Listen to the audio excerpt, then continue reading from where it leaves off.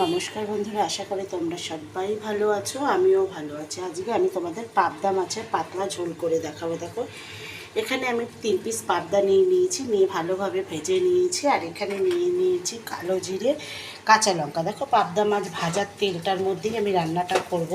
আমি কালো জিরে, কাঁচা লঙ্কা ফোড়নে দিয়ে দিলাম। দেখো, রেগুলার যে মশলা ব্যবহার করি সেগুলো আমি আবার দিয়ে দিচ্ছি লঙ্কা পেস্ট।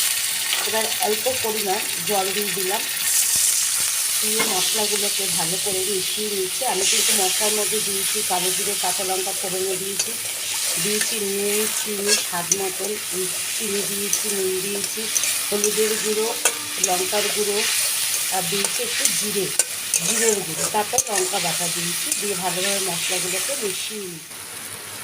দেখো, মশলাগুলো ভাজা হয়ে গেছে। এবার আমি জল দিয়ে দিলাম, দিয়ে ভালোভাবে মশলাগুলোকে মিশিয়ে নিচ্ছি।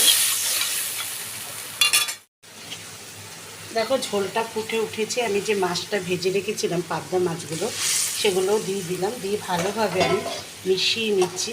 দেখেছো, একদমই পাতলা ঝোল করছি পাবদা মাছের। আমি যেভাবে করলাম তোমরাও এইভাবে করে কমেন্ট বক্সে কমেন্টস করতে ভুলবে না। দেখো, রান্নাটা একদম কমপ্লিট হয়ে গেছে। আমি এবার গ্যাস অফ করে দিলাম। দেখেছো, কালারটা কিন্তু অসাধারণ এসছে। ধোয়ার জন্য দেখানো যাচ্ছে না, গ্যাসটা অফ করে দিলাম। এবার দেখো,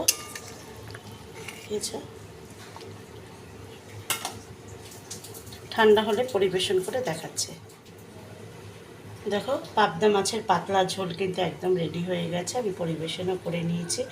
একদম সিম্পল ঘরোয়া মশলা দিয়ে আমি করেছি। আমি যেভাবে করলাম তোমরাও ওইভাবে করে কমেন্টস বক্সে কমেন্টস করতে ভুলবে না। এখনকার মতন আসি, নমস্কার।